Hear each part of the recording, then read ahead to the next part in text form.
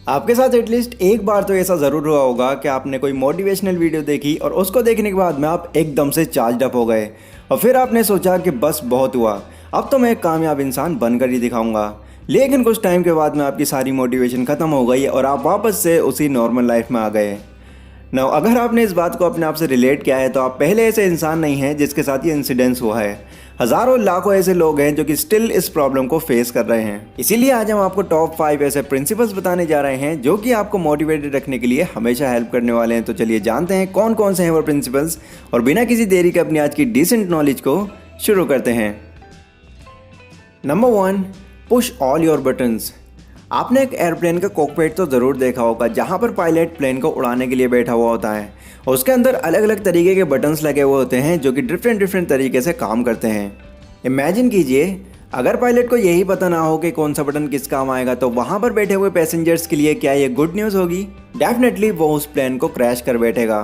ठीक इसी तरीके से हम भी अपनी लाइफ के पायलट हैं। हमारे अंदर भी डिफरेंट तरीके के बटन्स हैं या फिर एक तरीके से कह सकते हैं डिफरेंट ट्रिगर्स हैं जो कि हमें अलग अलग तरीके से इम्पैक्ट करते हैं और मोटिवेटेड रखते हैं, जिनके बारे में पता होना बहुत ज़रूरी है। एग्जाम्पल के लिए कई सॉन्ग्स ऐसे होते हैं जो कि अलग अलग तरीके से हमें ट्रिगर करते हैं। कुछ सॉन्ग्स हमें अच्छा फील कराते हैं तो कुछ बुरा। कुछ वीडियोस हमें इंस्पायर या फिर मोटिवेट करती हैं जबकि कुछ वीडियोस हमारे अंदर फालतू की बातें फीड करती हैं। कुछ फ्रेंड्स ऐसे होते हैं जो कि हमें हमेशा मोटिवेट रखते हैं ताकि हम आगे अपनी लाइफ में कुछ कर पाएँ। लेकिन कुछ फ्रेंड्स ऐसे भी होते हैं जो कि हमें डिमोटिवेट करते रहते हैं। ठीक इसी तरह ऐसी बहुत सारी चीज़ें हैं जो कि हमारी लाइफ में हमें इन्हीं ट्रिगर्स की तरह हैप्पी और इमोशनल फील कराती हैं। तो अब आपको क्या करना है, आपको जितना जल्दी हो सके इन ट्रिगर्स को जानना है। मतलब अपने आप को अच्छी तरीके से समझना है कि आपको क्या क्या चीज़ें डिमोटिवेट करती हैं और क्या चीज़ें आपको मोटिवेटेड रखती हैं। इन सभी को जानने के बाद में आपको सिर्फ उन बटन्स को यूज़ करना है जो कि आपको हमेशा मोटिवेटेड रखती हैं।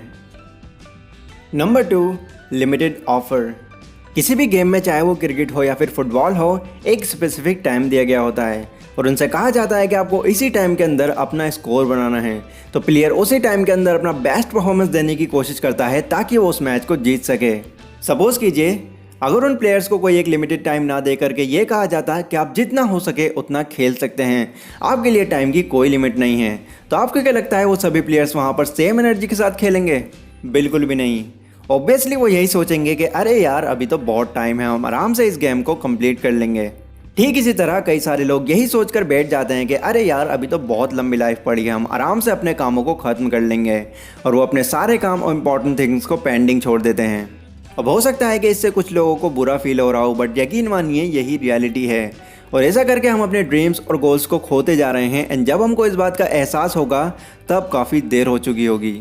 इसका अगर एक और एग्जाम्पल लें तो गैरी वेनरचक जो कि एक ऑथर, स्पीकर और एक सक्सेसफुल बिजनेसमैन है, एक बार जब वो अपनी कार से कहीं जा रहे थे तभी एक वुमेन ने उनकी कार को रोककर उनसे ये पूछा कि मुझे 3 ऐसे वर्ड्स बताओ जो कि मुझे हमेशा मोटिवेटेड रखें। तो उस पर गैरी ने उनको जवाब दिया, यू विल डाई। इस बात को सुनते ही वो वुमेन शॉक हो गई, बट गैरी के एक्सप्लेन करने पर उन्होंने सब कुछ समझ लिया। उन्होंने इस वुमेन से ये कहा कि हमें एक्सेप्ट करना होगा कि हमारे पास बस एक लिमिटेड टाइम है और जो भी हमारे गोल्स हैं या फिर हमारे ड्रीम्स हैं हमें इसी लिमिटेड टाइम के अंदर अंदर अचीव करना होगा। Number 3, eyes on the prize. अगर मैं एक बड़ी सी लकड़ी को ज़मीन पर रखता हूँ और आपको उस पर उसको पार करने को बोलता हूँ तो आप बहुत ही आसानी से उस लकड़ी को पार कर जाओगे। बट अगर यही सेम लकड़ी मैं 2 बिल्डिंग्स के बीच में रखता हूँ और फिर आपसे इसको पार करने को बोलूँ तो इस बार इसको पार करना आपके लिए बहुत डिफिकल्ट हो जाएगा, क्योंकि इस बार आपका पूरा फोकस लकड़ी पार करने पर नहीं उन बिल्डिंग्स की ऊंचाई पर होगा और आपको चलने से पहले ही वहाँ से गिरने का डर ही खा जाएगा।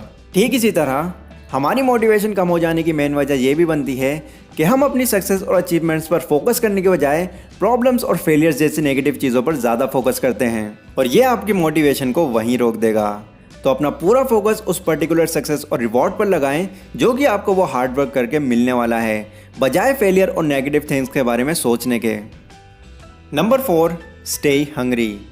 1976 में जब आर्नोल्ड ने बॉडी बिल्डिंग छोड़कर फिल्म इंडस्ट्री में कदम रखा तो उस वक्त ऑथर को उनका इंटरव्यू लेने का चांस मिला। जब इंटरव्यू के दौरान ऑथर ने आर्नोल्ड से ये पूछा कि आपके फ्यूचर प्लान्स क्या होने वाले हैं, मतलब बॉडी बिल्डिंग करियर को छोड़कर आप आगे क्या करना पसंद करेंगे, तो इस पर आर्नोल्ड ने बड़ी शांति से ऑथर को रिप्लाई किया कि अब वो हॉलीवुड के एक बड़े स्टार बनना चाहते हैं।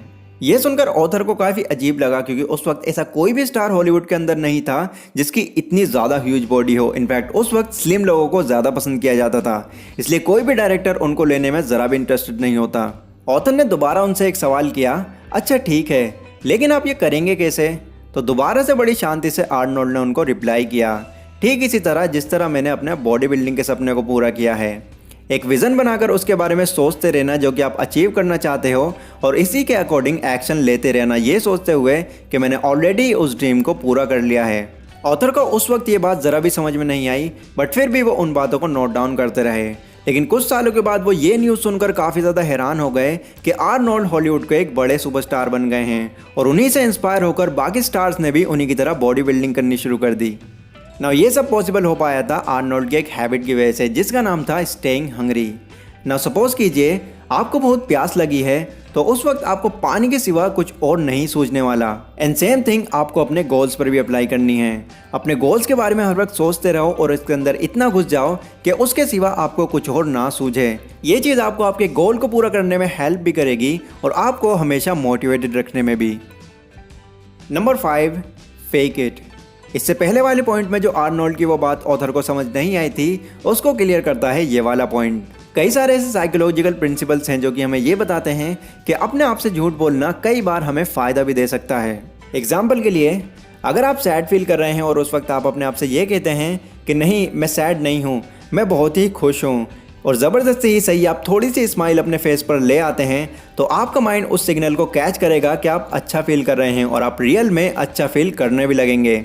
इसी तरीके से अगर आप अपने आप को ये यकीन दिलाते रहेंगे कि मैं ये कर सकता हूँ, मैं बहुत ही स्ट्रॉन्ग पर्सन हूँ, मैं किसी भी हाल में अपने गोल को पूरा करके दिखाऊंगा, या फिर आप आर्नोल्ड की तरह ही अपने आप को ये झूठा यकीन दिलाते हैं कि इस वक्त भी आप अपनी ड्रीम लाइफ को जी रहे हैं, तो ये चीज़ आपको आपके गोल को पूरा करने में हमेशा मोटिवेटेड रखेगी।